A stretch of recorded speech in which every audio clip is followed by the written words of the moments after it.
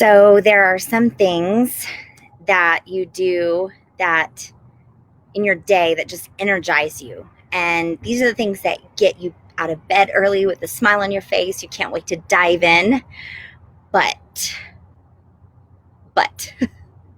over the course of your day, there are some things that you just have to do, right? They're like the have to do's. No more. Today, I'm going to give you 3 real life examples of how you can quit doing that work so that your business can truly flourish. Now, tell me now below with a crazy emoji if you think I'm delusional to think that it's possible to quit doing that work so that your business or your practice can thrive. Just go ahead and share with me now. It's okay. And if you're watching after the live is over, make sure you leave comments. I'll be back to answer your questions, respond to your comments. Give me some hearts and likes. It helps us to engage here as a community. Welcome to you on Instagram.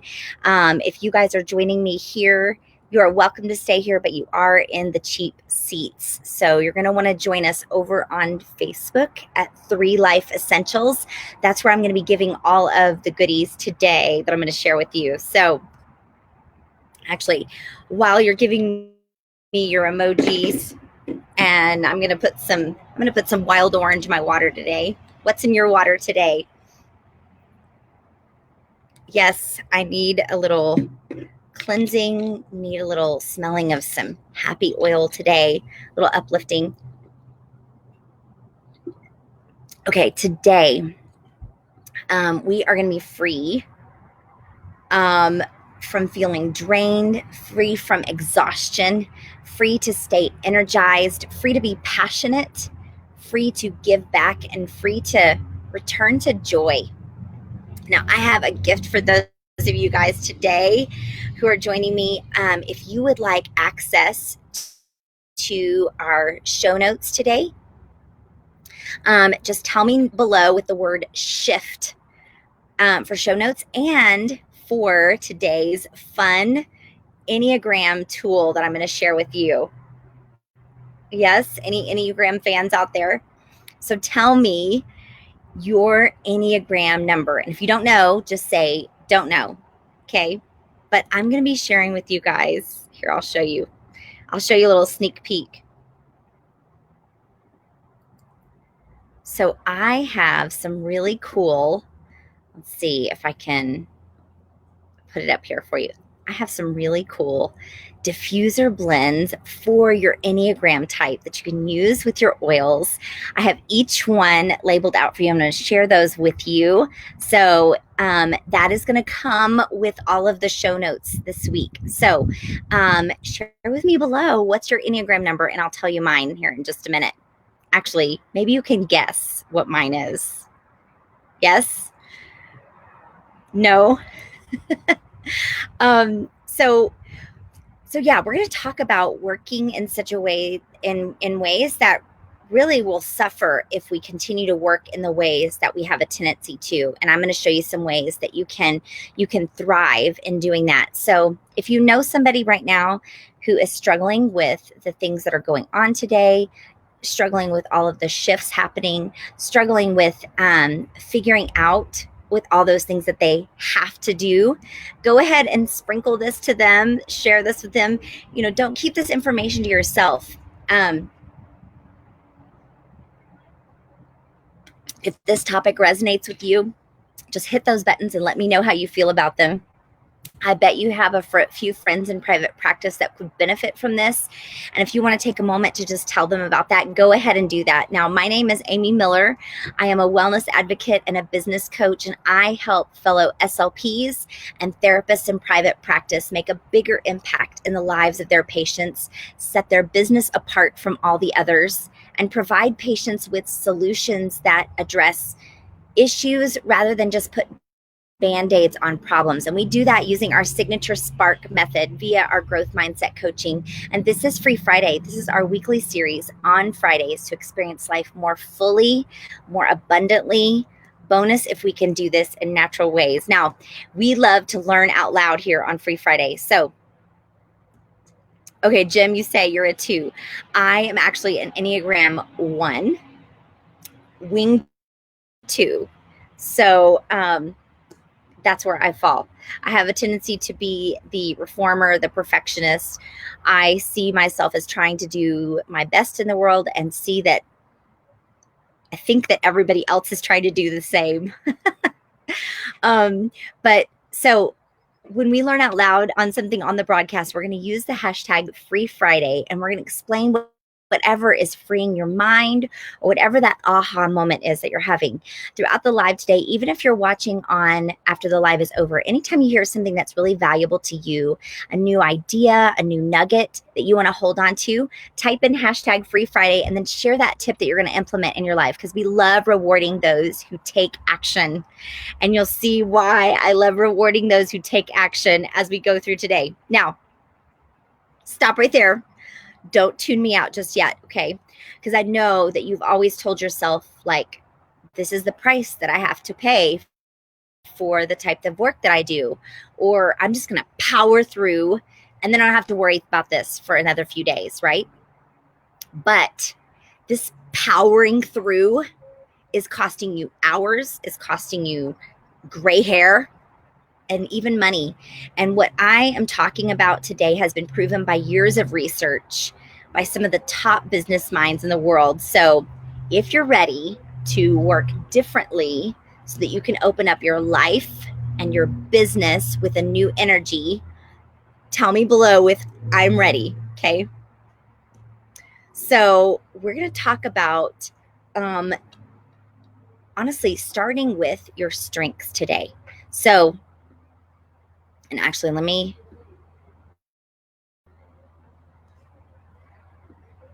going to start with starting with your I can't speak today. I should have grabbed my speaker's blend before I jumped on here with you guys. Right? Okay, so there are 4 themes that dominate for most people, okay? One of those themes is influencing. Those are people who thrive on taking charge, thrive on speaking up and making sure that others are heard. And then there is the relating theme. And those are people who build really strong relationships, and those hold a team together. Then there's this theme of executing, and those are people who thrive on making things happen and taking action. And the 4th one is strategic. These are people who love absorbing and analyzing information that informs better decisions. Okay. So now that you've heard the 4 areas, tell me which one of them you think is your strongest: influencing, relating, executing, or strategic.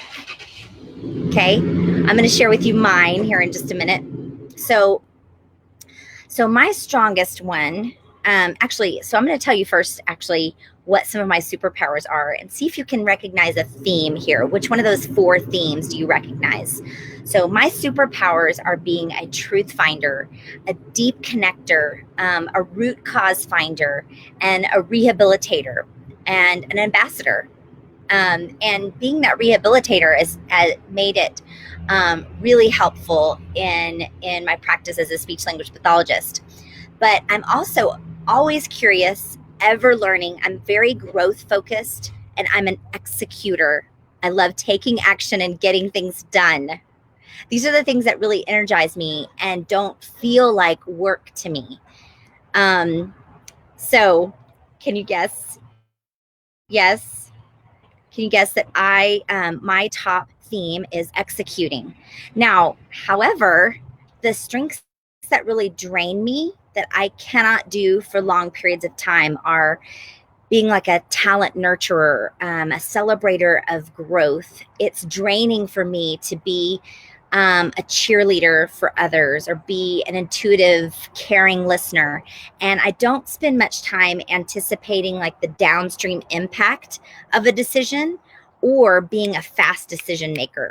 So when it comes to getting things done at work, we don't have the luxury of only doing the things that are in our zone of genius, right? So how do we make sure that we don't drop the ball on those things that drain us and continue to make progress in our business and then the growth of our practice? So let's take a little bit deeper dive in this, okay? Are you guys liking this so far? Okay, so I'm going to give you an example. And actually, let me go ahead and add in here. So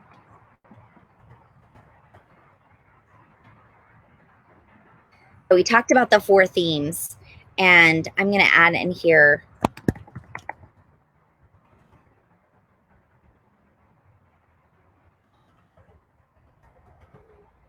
So we talked about influencing strengths, strategic strengths, executing strengths, and relating. Oops. Or realting. Okay. So let's talk about this first example here. So I'm going to give you an example, a real life example of ways that you can stop working in those things that drain you. Okay. So one of the most difficult things that I've had to do in my work is to keep doing these weekly videos. Now, Jim, my husband, he relishes the chance to get in front of people, but I can't stand it. And I'm not a public speaker. Communication is not one of my top strengths. Communicating effectively is not one of my top strengths. And a minute ago, I mentioned a couple of the things that drain me, but another one that's hard for me is to turn my thoughts into words. And to be honest, I don't really care about trying to win people over. Okay. The only reason I'm able to do these videos each week is because my sense of responsibility is very high. And I said that I would do it, and I'm going to do it. And I also have a deep value for integrity and honesty. And so that's what makes it easier for me to continue to do the weekly videos. Okay. So if that wasn't enough for you, I'm going to give you a second example here. So now this may be cheating a little bit, but I think it helps illustrate this point in another way. So as I just mentioned, the videos are tough to do, but one of the things that makes it more palatable for me is I'm a learner. I'm a deep learner at heart. I love learning. I love being curious. I mentioned that before. And I use these videos as a chance to share some of the things that I'm learning along the way. And because I'm a learner at heart, I love to help other people learn as well. And so, but because of the areas of the work that I'm in the health and wellness space and with therapy, the opportunities to learn are always going to be there. And so there's always something new to learn. And so I'm able to be energized doing these weekly videos because of my learning and because of my sense of responsibility, my high sense of integrity and honesty, and loving to help other people take action and love being in action myself. Okay, so I'm going to give you a third example here, and actually, I may even, if we have time, I may even give a fourth example here. Okay. I may even give a fourth example. Okay. So I was having a conversation with a good friend, and we were talking about the things that energize us. Okay. And I mentioned that I am not empathetic. I am not someone who cares about whether I've won somebody over. And I don't really find myself being very empathetic. My friend was literally shocked when I told her that. And she said she'd always thought of me being as very empathetic. Now, hearing her say that made me wonder, what was it that made her feel that way? And as I began to look at the things that energize me, one of them stood out. I am a deep connector. In our friendship, she's one of my very good friends. I pressed into that relationship. And the result is that she feels like I care deeply about the things in her life, which I do. But it's not because I'm empathetic. And now you may be saying, like, isn't that just splitting hairs? Like, aren't you just defining empathy a little differently? No, not really. Actually, empathy is very different from caring deeply for somebody. And so in many of those draining jobs at work, we might be able to take a different approach in order to get a similar result. And so I'm able to show for others to feel like I have empathy for them by using my deep connector skills and strengths. And so let's take a look at example from therapy. Okay. So as a therapist, it is really important to celebrate people's growth and success, right? Even those small ones, those little baby steps of growth and success. But that's actually an area that I really struggle with. And because of my analytical nature and the fact that I like to get to the root cause of an issue, I'm very good at assessments. I'm very good at writing evaluation reports. I'm all about seeing the problem and then lining out the goals to work through. But celebrating at those little milestones that are reached didn't really come easy. And so in order to help with that gap, I used my strength in building deep relationships with those families that I worked with so that they could see that I cared about their kids, I cared about their family and their progress. And when possible, I also tried to bring in co-treatment partners, people that were good in those areas that I lacked. And so we mentioned this a few weeks ago, but it bears repeating that you may not be a well-rounded person. In fact, I don't find that many of us are well-rounded people, but you can create a well-rounded team around you. And so maybe these examples might be a little bit too specific for you. If that's the case, I want you to think back to those 4 areas I mentioned earlier, okay? Influencing, relating, strategic, and executing. So we might think of, I'm going to type that in here. We might think about ourselves as having one of those areas as a strength and one of them as a weakness. But generally speaking, if that's the case, you can find ways to reframe parts of your work in the areas that don't energize you and put them in the areas that do. Okay. So for example, you could think about the administrative work that you have to do with your clients as a way to spend more time on their file. And maybe you could spend time thinking about what's going on in their progress, or thinking about how you're cheering them on as you work on their file or their reports. So if you think this has been helpful to you, let me know. If you've still got questions about what we've discussed, be sure to plug it in. Even if you're watching after the live is over, I'll try to make sure and go back and answer questions after the video is over. And while we do this sort of work with our clients, we use our Spark method to help them begin looking at the core of who they are as a person and how they function and how their mind works.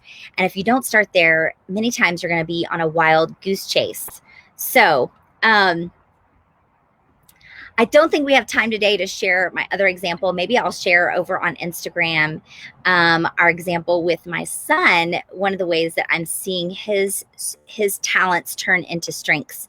But so tell me today, what are some of the things at work that you don't want to do? Tell me those below. And if you want to grab our free Facebook group for therapists and disciplines in all areas of private practice, where you can collaborate, you can support each other during all these shifts that are happening, this is a great place. If you'd like to access that group, just tell me below. And if you'd like a reminder for when we go live next week, just share that with me below as well, and I'll make sure you get a reminder. Thank you guys so much for joining me. Next week, we're going to be chatting again, and so I'll see you guys back here. Bye, everybody.